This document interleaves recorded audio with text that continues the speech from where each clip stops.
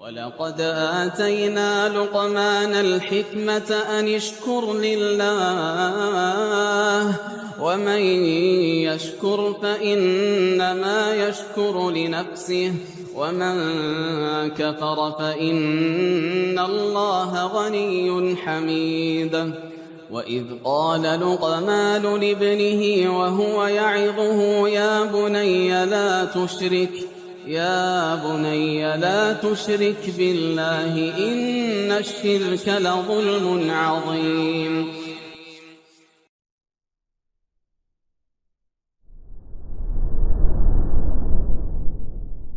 السلام عليكم ورحمة الله وبركاته. إن الحمد لله نحمده ونستعينه ونستغفره ونعوذ بالله من شرور أنفسنا وسيئات أعمالنا من يهده الله فلا مضل له ومن يضلل فلا هادي له أشهد أن لا إله إلا الله وحده لا شريك له وأشهد أن محمدا عبده ورسوله لا نبي بعده فإن أصدق الحديث كتاب الله وخير الهدي هدي محمد صلى الله عليه وسلم وشر الأمور محدثاتها وكل محدثة بدعة وكل بدعة ضلالة وكل ضلالة في النار. أما بعد, ikhwas sekalian yang dirahmati oleh Allah Azza wa Jalla, kita lanjutkan kembali kajian kitab Amalan Sunnah setahun karya Al-Ustaz Yazid bin Abdul Qadir Jawaz hafizahullah ta'ala. Paparan kita pada petang ini mulai dari halaman 31. Sebagaimana sebelumnya kita telah membahas tentang masalah anjuran untuk banyak berzikir kepada Allah, maka kali ini kita akan membahas perintah untuk menjauhi perkara-perkara terlarang dan juga prinsip muslim dalam mengisi aktivitas hari demi hari. Dikatakan oleh penulis hafizahullah, sebagaimana menunaikan amalan-amalan yang diwajibkan oleh Allah Ta'ala akan mendatangkan kecintaan Allah dan pahala yang besar, maka meninggalkan perkara-perkara yang dilarang oleh Allah Ta'ala juga akan mendatangkan kecintaan Allah dan pahala yang besar. Jadi ada menunaikan hal yang ma'ruf dan meninggalkan hal yang munkar. Kedua-duanya akan mendatangkan cinta Allah dan pahala yang besar. Amirul Mukminin Umar bin Al-Khattab radhiyallahu anhu berkata, "Afdhalul a'mali ada'u maftaradullah wal wara'u 'amma harramallah wa sidqun niyyati fima 'indallah." Sebaik-baik amalan adalah mengerjakan yang fardu, yang diwajibkan oleh Allah, wal wara'u 'amma harramallah, dan menahan diri dari yang Allah haramkan. Ini yang kedua kerap kali lebih berat dibandingkan yang pertama, disebabkan bukan menyalahi zaman, tetapi disebabkan zaman ini penuh fitnah dan ujian, sehingga masalah syahwat dan syubhat itu tidak bisa kita hindari, dan qalbu kita diuji dalam masalah hal-hal yang haram. Dan yang ketiga, yang terbaik, wa sidqun niyyati fima 'indallahi ta'ala, serta niat yang tulus terhadap apa yang ada di sisi Allah. Umar bin Abdul Aziz rahimahullah mengatakan, sebaik-baik ibadah adalah menunaikan kewajiban dan menjauhi yang diharamkan. Itu yang paling baik, menunaikan kewajiban dan menjauhi yang diharamkan. Baru setelah itu melakukan yang sunnah, tidak sampai wajib derajatnya. Maka pembaca yang budiman, dari penjelasan di mukaddimah ini, hendaknya kita sekalian menyadari bahwa dalam beribadah kepada Allah Setiap muslim dan muslimah tidak boleh bersikap seenaknya dalam beribadah kepada Allah.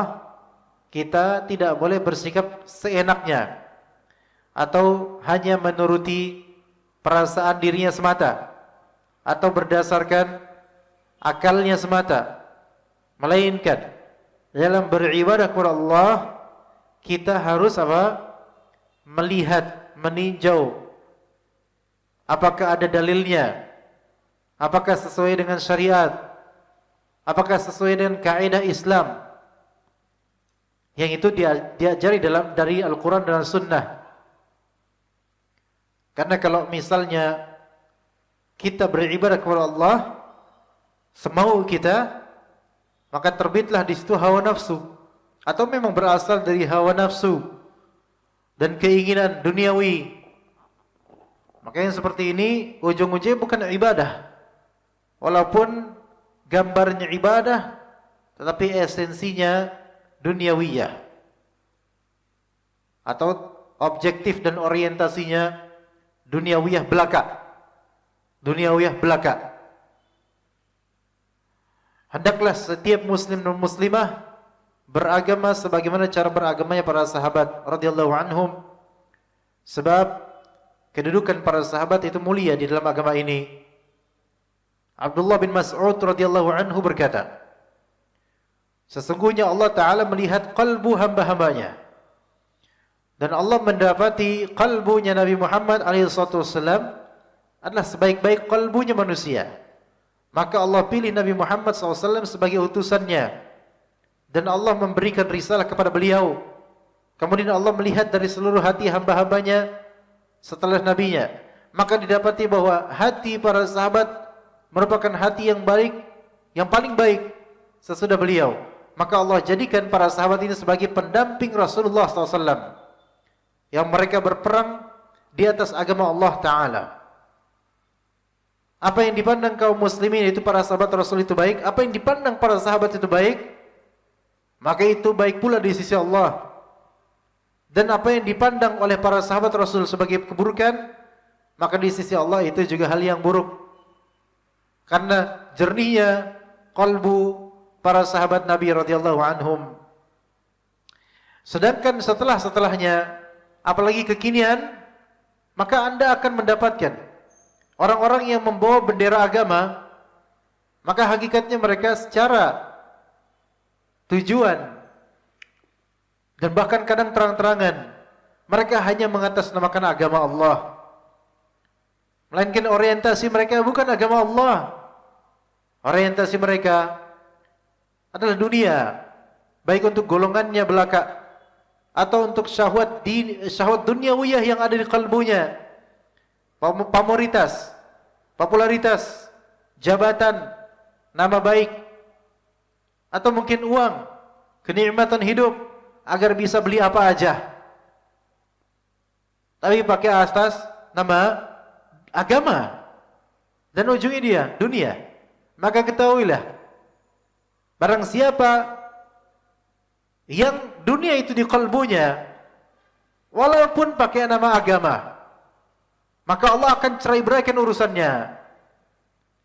Dan di antara bukti pencerai-beraian urusan orang-orang yang ahli dunia, orientasi dunia, hatta pakai nama agama, mereka hanya akan berkelahi atas nama agama.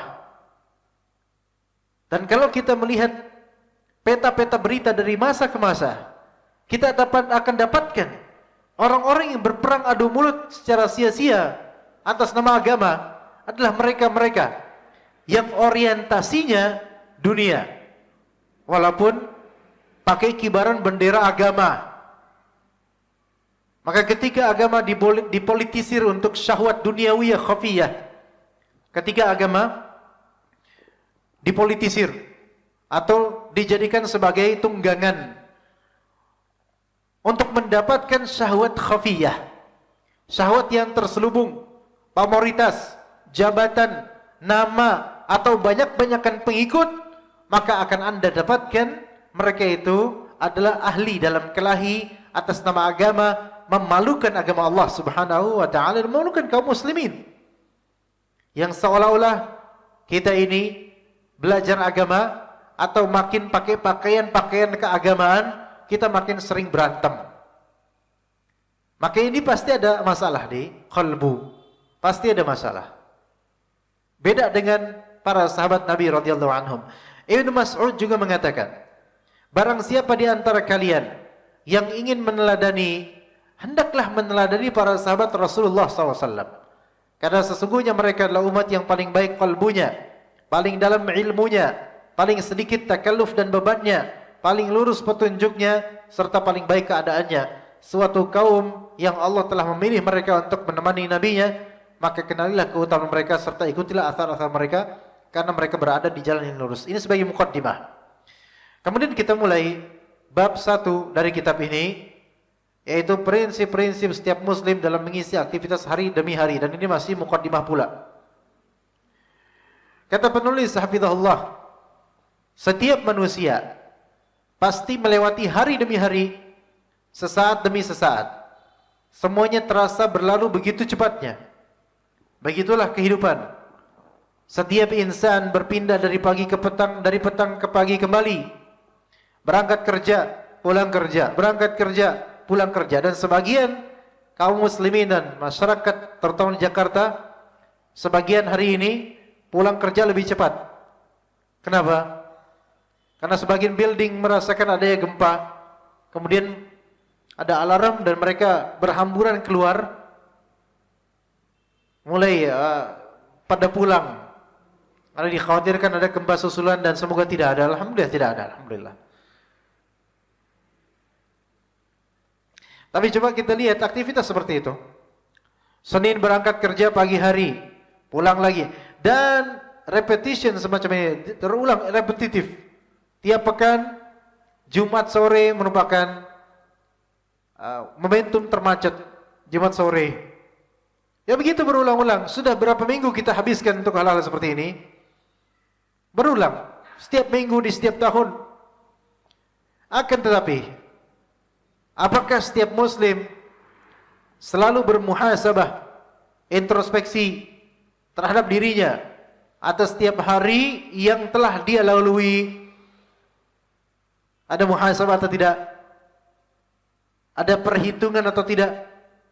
Maksudnya perhitungan bukan nominal dunia, melainkan perhitungan akan dosa-dosa. Hasibu anfusakum qabla an tuhasabu. Maka muhasabahlah, timbanglah, introspeksilah diri kalian, timbang dosa-dosa diri kalian sebelum kalian ditimbang di hari kiamat. Sehingga ia bisa melihat lembaran-lembaran hari-harinya, dengan amal apa ia membukanya dan dengan amal apa ia menutupnya. Melek mata, baca apa? Hendak menutup mata, baca apa? Maka awal hari, apa lafal yang dia ucapkan? Kebiasaan kita ini di zaman sekarang, melek mata langsung melihat ke handphone dan membuka apa yang ada di notifikasi. Menjelang mata merem, yaitu sebelum tidur, banyak dari kita juga masih melihat ke handphone. Dari medsos ke medsos berikutnya, dari page ke page berikutnya. Kalau memang itu yang dibaca adalah masalah-masalah agama, alhamdulillah. Tapi ternyata yang dibaca hanyalah chat, hanyalah yang dibaca hanyalah berita atau sesuatu yang di luar dari perkara yang bermanfaat. Dengan amal apa ia membukanya dan dengan amal apa ia menutupnya. Seringkali manusia lalai. Berapa banyak pekan, berapa banyak hari, pekan, bulan dan tahun yang telah dilaluinya, dan berapa banyak umur telah dilewati. Maka lihat usia kita. Kita bukan 17 tahun lagi. Udah di atas 30, di atas 40, di atas 50. Semakin detik itu berlalu, semakin detak kematian menuju. Maka sudah banyak waktu yang telah kita lewati. Masa muda telah kita lewati. Masa syabab, pemuda. Masa bujang telah kita lewati. Dan sekarang ada tanggungan, anak, cucu, dan seterusnya. Sedikit sekali orang yang mau introspeksi terhadap dirinya. Hingga mereka pun menjalani hari-hari dalam penjara kelalaian dan panjang angan-angan yang tidak ada faedahnya. Sebagian dari kita lebih berangan-angan ingin punya rumah sendiri, beli rumah dari tanah sampai bangunannya. Lebih berangan-angan itu dibandingkan angan-angan untuk pergi haji. Yang seolah-olah kalau misalnya kita sudah punya rumah, beli rumah, petaknya dan juga bangunannya, maka sudah mapan.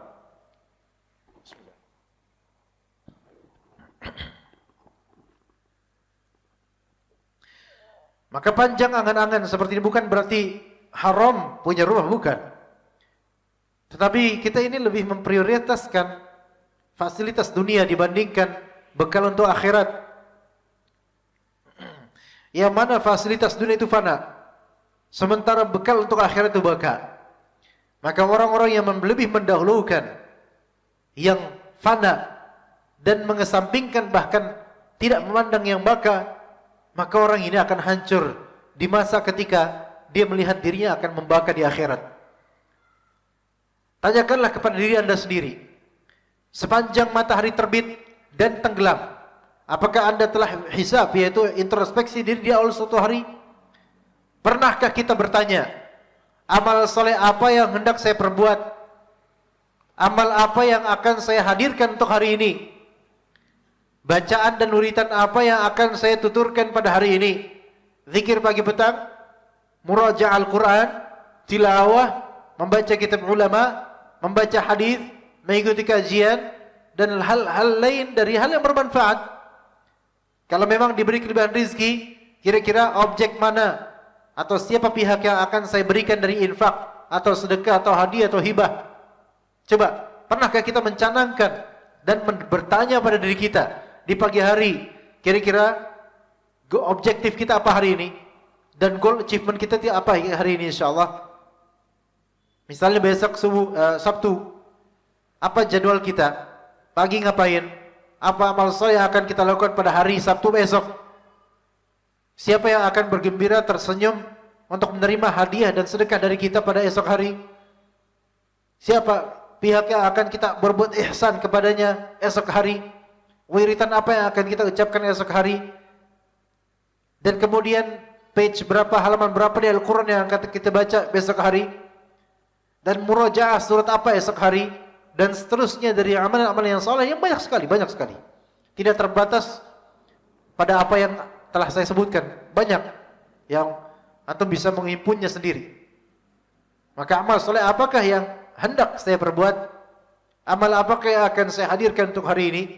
Maka saksikanlah, ketika fajar mulai menampakkan cahaya merahnya, kebanyakan manusia menyambut hari-harinya dengan niat yang tidak benar. Bahkan hingga siang berlalu dan berganti malam, mereka kembali ke peraduan mereka dengan niatan yang masih seperti itu. Tidak berubah niatannya, hanya dunia. Tapi besok hari Sabtu, kemudian hari Ahad, weekend, libur dari kerja, alhamdulillah bagi yang bekerja. Libur dari kerja, maka pengennya Sabtu naik sepeda bareng teman-teman, mubah, boleh, tafadhol. Habis berapa jam habis naik sepeda? Berapa jam habis naik sepeda? Tapi kemudian ketika gue naik sepeda kemana? Ke Depok misalnya, atau ke tempat dimanapun. Perjalanan naik mobil, bawa sepedanya juga bersama teman-teman, naik mobil kemudian ke suatu daerah di provinsi Jawa Barat misalnya, atau Depok, atau Bogor, atau Tangerang, atau lainnya. Kemudian start dari poin ini, dari titik ini, menuju sekian kilometer berikutnya. Baik, perjalanan menuju ke daerah itu habis 1 jam. Naik sepeda habis 2 jam. Balik lagi habis 2 jam. Belum lagi ngasaunya, istirahatnya, minum-minumnya, ngobrolnya, bercandanya dan seterusnya. Maka boleh jadi hanya untuk olahraga naik sepeda itu bisa habis 8 jam, 9 jam. Ini bukan berarti haram, bukan. Tetapi pertanyaannya, amalan apa yang dilakukan di hobi tersebut? Apakah ada zikirnya? Apakah ada amar ma'ruf nahi munkar? Apakah kita sedekah pada momentum tersebut? Coba tanamkan hal-hal tersebut ketika kita mungkin mau naik sepeda atau melakukan hobi-hobi yang mubah. Sehingga jam-jam tersebut tidak sia-sia begitu saja untuk hal duniawi yang tidak ada nilainya di akhirat. Mubah, tetapi tidak ada nilai di akhirat, tidak ada. Maka niatkan itu untuk kebaikan, untuk kebugaran tubuh supaya bisa bekerja dan mencari nafkah dengan baik, atau bisa beribadah dengan baik. Niatkan untuk tadabbur alam, niatkan untuk tafakur melihat ayat-ayat Allah yang sifatnya kauniyah, sehingga terbit di kalbu keimanan dan bertambahnya tauhid kita kepada Allah. Dan seterusnya, menjalin ukhuwah, persahabatan, amar ma'ruf, nahi munkar, dan hal-hal lain dari yang bermanfaat untuk akhirat kita. Maka jangan sampai hari-hari kita, wahai ahlus sunnah, wahai hamba Allah, jangan sampai hari kita itu luput begitu saja tanpa ada catatan-catatan untuk ukhrawi kita, akhirat kita. Karena kita ini membutuhkan prasasti seperti itu, agar terbacakan di hari akhir kita terbentang kemudian, dan kemudian kita tersenyum melihat amal-amal saleh tersebut yang diterima oleh Allah Subhanahu wa taala. Minimal istighfar, subhanallah, walhamdulillah, wala ilaha illallah, wallahu akbar. Atau mungkin di perjalanan murajaah. Memang ketika naik sepeda tidak mungkin murajaah. Ya karena sedang goes sepeda, nafas tidak beraturan, ya, maka sulit untuk murajaah. Kalau naik motor masih mungkin murajaah, mengembalikan hafalan Al-Quran. Tapi kalau naik sepeda susah, ya. Bahkan makruh murajaah sambil naik sepeda karena dikhawatirkan akan merancukan hafalan dan merancukan lafal-lafal Al-Quran, terputus-putus nanti di tempat yang tidak layak untuk diputus, wakofnya tidak pas dan seterusnya, panjang pendeknya tidak benar dan seterusnya. Maka sebaiknya murajaah di waktu yang lebih relevan. Benar, pada umumnya manusia tidak pandai dalam mengatur waktu dan hari mereka. Padahal setiap manusia akan senantiasa dihitung dan ditulis segala aktivitasnya pada waktu dan hari tersebut. Ajaibnya ya ikhwan, dalam ayat di surat An-Nisa, ketika Allah Subhanahu wa taala menyebutkan ayat berkaitan dengan salat berjamaah ketika di kondisi perang. Wa idza kunta fihim fa aqamta lahumus salata faltaqum ta'ifatun minhum ma'aka walyakhudhu aslihatahum fa idza sajadu falyakunu min waraikum wal ta'ti ta'ifatun ukhra lam yusallu falyusallu ma'aka walyakhudhu hidrahum wa aslihatahum waddal ladzina kafaru law taghfuluna an aslihatikum wa amti'atikum fayamiluna 'alaykum mailatan wahidah wala junaha 'alaykum in kana bikum adam min matarin aw kuntum marda an tad'u aslihatakum wa khudhu hidrakum innallaha a'adda lil kafirina 'adzaban muhina. Kemudian fa idza qadaytumus shalah fadhkurullaha qiyaman wa qu'udan wa 'ala junubikum. Dan ketika kalian telah selesai salat, maka tetaplah zikir, mengingat Allah Subhanahu wa taala, qiyama pas lagi berdiri, wa qu'uda pas lagi duduk, wa 'ala junubikum pas lagi berbaring. Every time, di setiap waktu mengingat Allah Subhanahu wa taala. Mungkin kalau lagi goes sepeda kita enggak bisa zikir dengan lafal karena mungkin nafas itu berhamburan. Tapi kita tetap bisa zikir dengan hati. Melihat apa yang terbentang dari kesemestaan ini yang telah Allah Ta'ala ciptakan begitu indahnya, begitu tertibnya, begitu baiknya. Maka di sini merupakan zikir kepada Allah Subhanahu wa taala, disebut oleh para ulama sebagai zikrul qalb. Zikirnya kalbu. Maka lakukan itu bermanfaat untuk kalbu kita, menjernihkan kalbu kita. Maka janganlah kita itu menunaikan hobi-hobi yang belaka, dunia belaka. Tidak ada isi akhirat di pada hobi tersebut, tidak ada. Jangan. Kasihan hidup kita. Habis waktu kita untuk hal-hal seperti itu yang tidak bermanfaat untuk akhirat. Bahkan dikhawatirkan bermudarat. Maka jemaah sekalian, aktivitas kita dihitung oleh Allah Subhanahu wa taala, dihimpun, dicatat oleh malaikat dan akan dihamparkan di hari akhir sebagaimana dalam satu ayat di surat Al-Kahf ayat ke-49 kata Allah Subhanahu wa taala, "Wa wudi'al kitabu fataral mujrimina mushfiqina mimma fihi Wa yaquluna ya wailatana ma li hadzal kitabi la yughadiru saghiratan wala kabiratan illa ahsaha. Dan diletakkanlah kemudian kitab catatan amal. Lalu engkau akan melihat orang mujrimin, orang yang berdosa, mereka merasa ketakutan terhadap apa yang tertulis di kitab tersebut. Mereka berkata, ya wailatana, duhai celaka kami, ma li hadzal kitab. Kitab apa ini? La yughadiru saghiratan wala kabiratan illa ahsaha. Kitab ini tidak ada sesuatu pun yang luput darinya, dari yang kecil maupun yang besar, dari amalan-amalan, melainkan tercatat semuanya dalam kitab tersebut, kitab catatan amal. Wa wajadu ma 'amilu hadira, dan mereka dapati semua apa yang telah mereka kerjakan di dunia ini termaktub dalam kitab tersebut, terungkit di kitab tersebut. Maka mereka kemudian mengingat apa yang telah mereka amalkan, mereka lakukan. Wala yadhlimu rabbuka ahada, dan Rabbmu tidak zalim terhadap seorang jua pun. Tidak ada yang dizalimi oleh Allah Subhanahu wa taala. Al jazau min jinsil amal, ganjaran sesuai dengan jenis amalannya. Allah Subhanahu wa taala juga berfirman di surat Al-Infitar ayat 10 sampai 12, kata Rabb kita azza wa jalla, wa inna 'alaikum lahafizin kiraman katibin ya'lamuna ma taf'alun.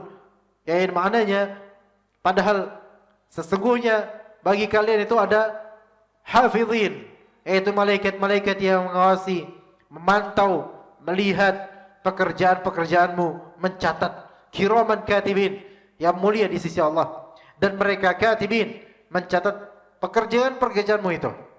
Ya'lamuna ma taf'alun, mereka mengetahui apa yang kalian kerjakan. Maka dikatakan oleh penulis hafizahullah, seandainya orang-orang yang lalai itu menyadarinya, niscaya mereka akan menjaga, memelihara diri dari jalan kebinasaan. Karena apapun yang kita lakukan itu dilihat, dicatat, dan kelak akan dihamparkan di hari kiamat dan akan diberikan ganjaran. Sayangnya jarang sekali orang yang sadar, dan sedikit sekali orang yang mewaspadai jalan tersebut. Lebih-lebih makin masif di zaman ini, pemuda-pemuda terutama yang berkata kasar, berkata jorok dalam berbicara. Hampir ada pemuda yang hampir di setiap kalimatnya selalu terselip kalimat yang membuat dia itu merugi di akhirat. Kalimat-kalimat jorok, walaupun diperhalus, ini merugikan pengucapnya di akhirat nanti kalau tidak bertaubat, kalau tidak Allah ampuni, dan menjadikan kebiasaan, dan seolah-olah hal tersebut lucu. Tidak ada lucu-lucunya. Mungkin lucu bagi orang-orang seperti ini di dunia, tetapi di akhirat tidak ada yang menjadi lucu dari hal tersebut. Semua akan rugi kalau tidak Allah Ta'ala ampuni. Bahkan sebagian menganggap bahwa saya ngomong jorok itu membuat persahabatan makin erat. Iya, persahabatan makin erat, tetapi lihat nanti apa yang terjadi di akhirat. Erat hanya di dunia, tapi di akhirat bisa merugi dan menjadi musuh satu sama lain. Menjadi musuh satu sama lain. Ya. Maka peliharalah diri, jaga dari jalan kebinasaan. Dan di antara jalan kebinasaan yang terburuk adalah melakukan syirik. Melakukan syirik. Kata Allah Subhanahu wa taala, syirik besar terutama, "Innallaha la yaghfiru ay yushraka bihi wa yaghfiru ma duna dzalika liman yasha. Wa may yusyrik billahi faqad iftara itsman 'azima." Sesungguhnya Allah Ta'ala tidak mengampuni dosa syirik, dan Allah Ta'ala mengampuni dosa di bawah syirik bagi orang yang Allah kehendaki. Dan siapa yang berbuat syirik kepada Allah Subhanahu wa Ta'ala, dia telah membuat suatu dosa yang besar. Dalam ayat lain di surat An-Nisa juga, "Innallaha la yaghfiru ay yushraka bih wa yaghfiru ma duna dzalika liman yasha wa may yusyrik billahi faqad dhalla dhalalan ba'ida." Barang siapa yang berbuat syirik, maka dia telah sesat dengan sesat yang jauh sekali. Di antara perbuatan syirik yang saat ini sedang bermekaran, yaitu memberikan sesajian. Memberikan sesajian di tempat-tempat tertentu. baik di ladang, di sawah, di rumah, di gunung, di danau. Alasannya apa? Untuk menolak bala. Ini kesyirikan. Yang memberikan manfaat dan yang menolak bala adalah Allah Rabbul Alamin, pencipta dan pemilik alam semesta. Allah penguasa seluruhnya. Sedangkan sesajian itu bukan untuk Allah. Bohong kalau misalnya itu mereka katakan untuk Allah. Karena sesajian semacam itu budaya jahiliyah dan budayanya orang-orang kafir, diadopsi oleh sebagian dari kaum muslimin yang jahil atau mutajahil, bodoh atau pura-pura bodoh. Bahkan ada di antara kiai yang berkata bahwasanya sesajian kalau untuk jin jelas musyrik, kata dia. Ini benar. Tapi kemudian dia katakan, adapun kalau sesajian itu untuk Allah, sesajian untuk Allah, maka itu bukan syirik. Inilah dia syubhat. Tidak ada sesajian untuk Allah Ta'ala. Bohong kalau misalnya mengatakan larung laut, larung bumi, sesajen ini kita persembahkan untuk Allah, bohong. Dan Allah tidak akan menerima kebid'ahan tersebut. Apa kata Allah? Wa ma khalaqtul jinna wal insa illa liya'budun. Dan tidaklah aku ciptakan jin dan manusia kecuali untuk menyembahku semata, yaitu menyembah Allah saja. Saja, khalas. Tidak selainnya. Tidak mempersembahkan untuk jin, tidak. Mempersembahkan untuk penunggu gunung, pantai, laut, tidak.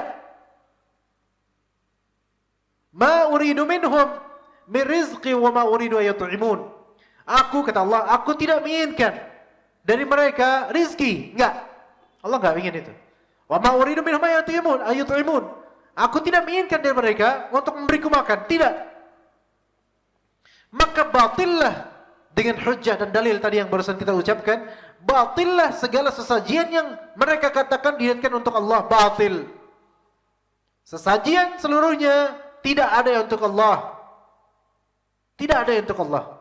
Karena Allah, innallaha huwa ar-razzaq dzul quwwatil matin. Karena Allah lah, dialah ar-razzaq yang memberi rezeki. Maka Allah tidak memerlukan rezeki, tidak menginginkan rezeki. Justru Allah lah yang merezekikan mereka.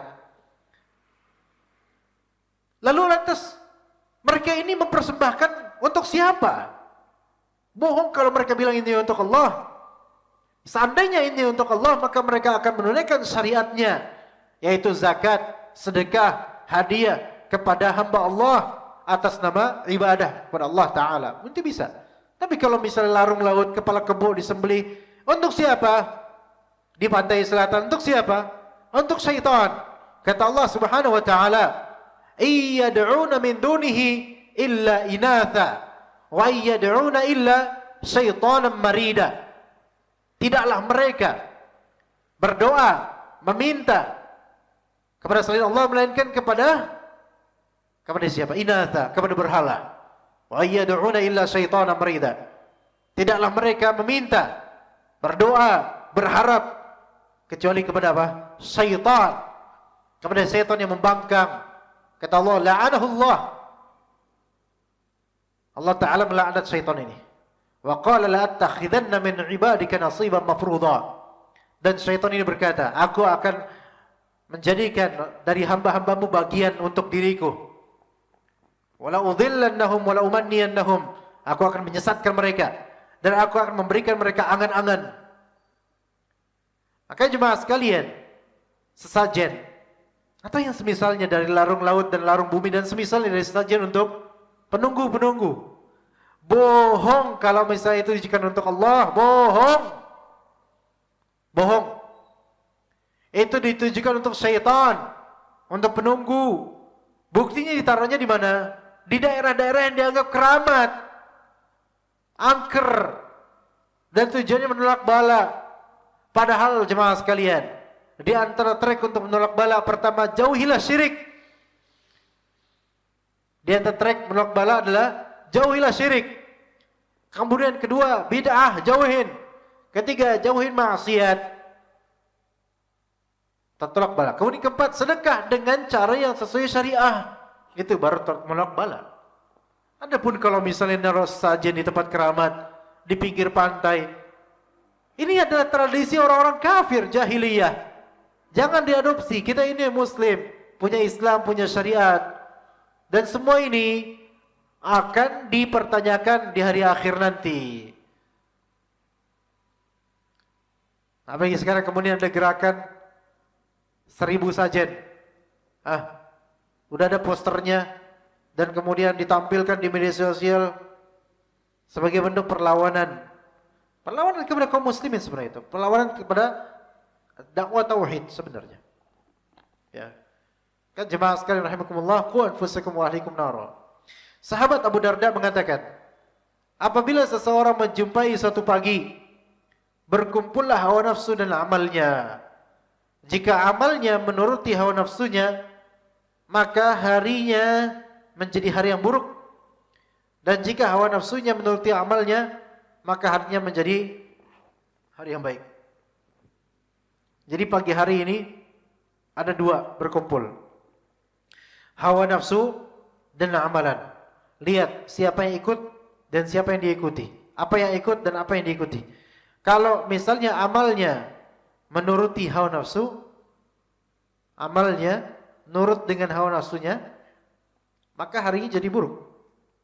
Tapi sebaliknya kalau misalnya hawa nafsunya menuruti amalnya, maka harinya menjadi hari yang baik. Jadi dilihat, kita ini nurutin hawa nafsu atau hawa nafsu yang nurut pada amalan soleh. Oleh karena itu, hendaklah setiap muslim dan muslimah memperhatikan keadaan dirinya, memperbanyak berzikir kepada Allah, memohon tambahan fadilah dan keberkahan, serta meminta istiqamah di atas petunjuk Allah. Bersegeralah untuk memperbaiki keadaan dirimu dan meminta taufik kepada Allah menuju jalan kebahagiaan. Dan bagi orang-orang yang mengisi hari-harinya dengan kelalaian, ketahuilah bahwa dirimu tidak akan dibiarkan begitu saja. Engkau akan dihitung atas semua amalanmu dengan perhitungan yang tidak meluputkan sedikit pun. Wahai para pedagang, bertakwalah kepada Allah. Jangan sampai tijarah, harta, perniagaan, kepemilikanmu itu menjadikan dirimu lalai akan akhirat. Wahai para pengusaha, wahai para karyawan, Allah Ta'ala berfirman, innallaha ya'murukum an tu'addul amanati ila ahliha wa idha hakamtum bainan nasi an tahkum bil adl. Wahai para karyawan, para pekerja, para pegawai, sesungguhnya Allah Subhanahu wa taala memerintahkan kalian untuk menunaikan amanat kepada pemiliknya. Wahai orang-orang yang memiliki jabatan, yang menjadi hakim, wa antahkumu wa idza hakamtum bainan nasi an tahkumu bil adl.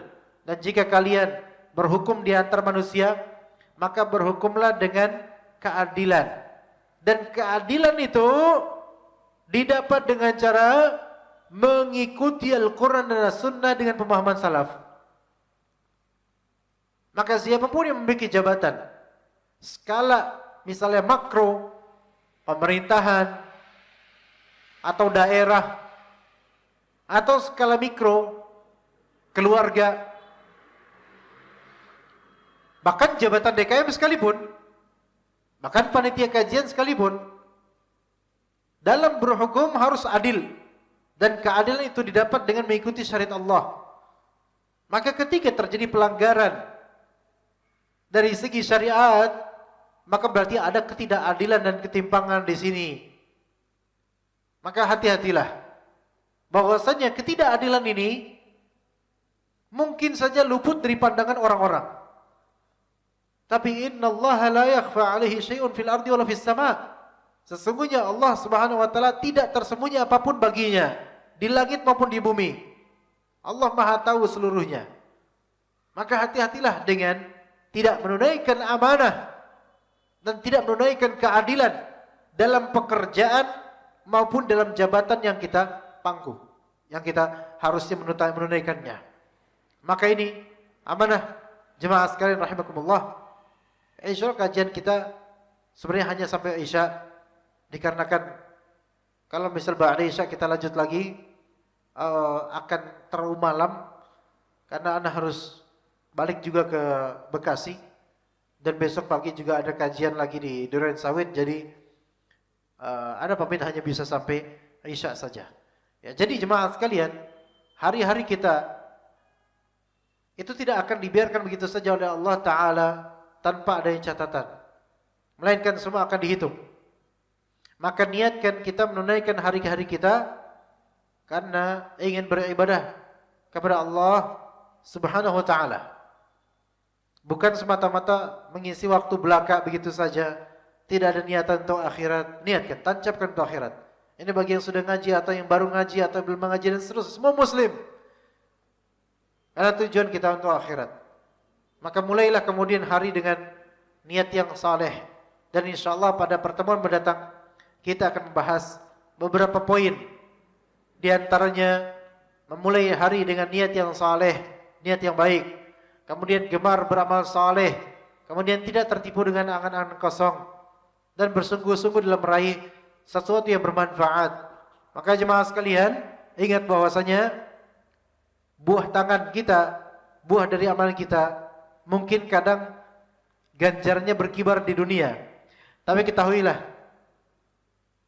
kita akan melihat hasil amalan kita setelah lewat dari dunia ini, yaitu di alam barzakh akan tampak hasil dari amalan kita. Lebih-lebih di akhirat, yauma tajidu kullu nafsim ma 'amilat min khairin muhdara wa ma 'amilat min su'in tawaddu law anna bainaha wa bainahu abadan ba'ida. Pada hari tersebut jiwa ini akan mendapatkan apa yang dia amalkan hadir dari kebaikan. Kebaikannya hadir walaupun dia udah lupa. Maka lupakanlah kebaikan kita di dunia, lupa. Di akhirat nanti akan diingatkan oleh Allah, ini kebaikan yang telah engkau amalkan. Wa ma 'amilat min su'in, dan apa yang diamalkan dari keburukan itu akan dihamparkan di akhirat nanti.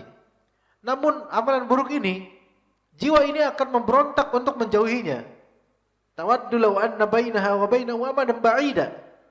Yang mana jiwa ini akan berharap, semoga antara diri saya dengan amalan buruk ini ada jarak yang begitu jauh dari waktu dan tempat.